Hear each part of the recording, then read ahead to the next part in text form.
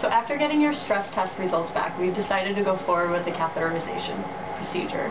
First, it's important for you to know that since the stress test is just a screening test, it's possible that you've had a false positive, which means that even though your results on your stress test were irregular, you may not have any heart disease. The catheterization procedure is a same-day procedure, and basically it will take a closer look at your heart to see if there's any disease.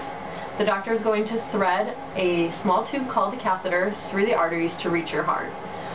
The procedure can be used to find any narrowing or blockage in the blood vessels, look at the amount of oxygen in the heart, measure pressure in the heart, take a sample of tissue in a biopsy, diagnose any defects, or detect any problems in your heart valves.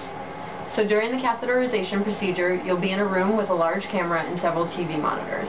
You'll be lying on a special table, and a nurse will start an IV to administer fluids and medications during the procedure. The nurse will then clean and shave the site of entry, and the catheter is going to be inserted in your groin, so she'll do it in that area, or he'll do it in that area. Your groin area is then going to be covered in sterile drapes. You'll also have electrodes that are attached to an electrocardiogram to help monitor the electrical activity in your heart during the procedure. You may also have a catheter put in so that you don't have to get up to use the bathroom before or during or after the procedure. You'll be given a mild sedative which will help you relax, but you will be awake during the procedure.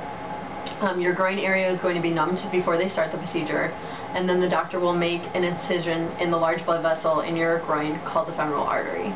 The doctor will then insert a sheath, which is a tapered tube through which the catheter will pass.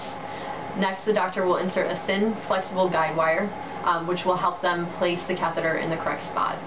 Finally, the catheter will be threaded through your vessels to reach the arteries in your heart.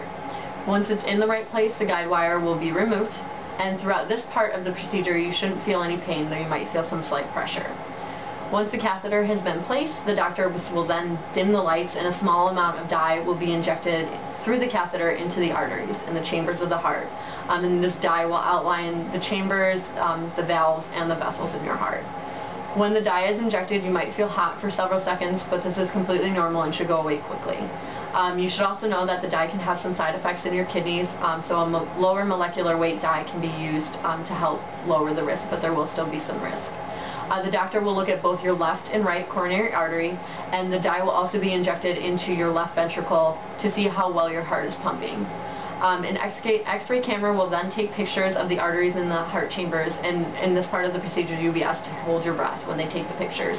The pictures will be taken in several different directions to get a good look at the vessels to see if there's any blockage. This part of the procedure is called an angiogram, and it's used to detect any blockage or problems in your heart.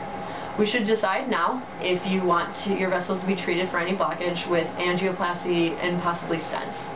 What an angioplasty is when a doctor will insert and inflate a tiny balloon to help widen any narrow arteries. It can also be used with a stent, and a stent is a small mesh tube that can be placed to treat narrowed arteries or weakened arteries. So usually they'll do a stent along with an angioplasty to help prevent blockage returning after they've done the procedure. There is a small risk that you'll have to undergo open heart surgery at the end of the catheterization, but this is very rare, though it is possible.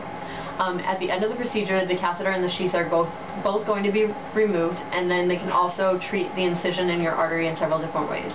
They can close it with stitches, a collagen seal, which is basically a plug that would stay in your artery for about 90 days, or applied pressure.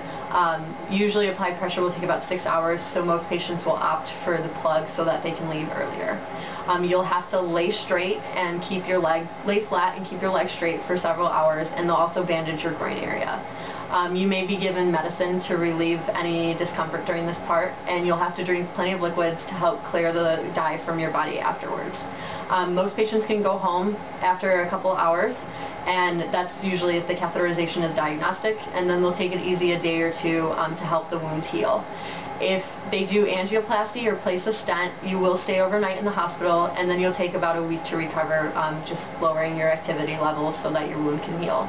Also, if a stent is put in, you will take medication for the rest of your life just to make sure that the stent doesn't clog.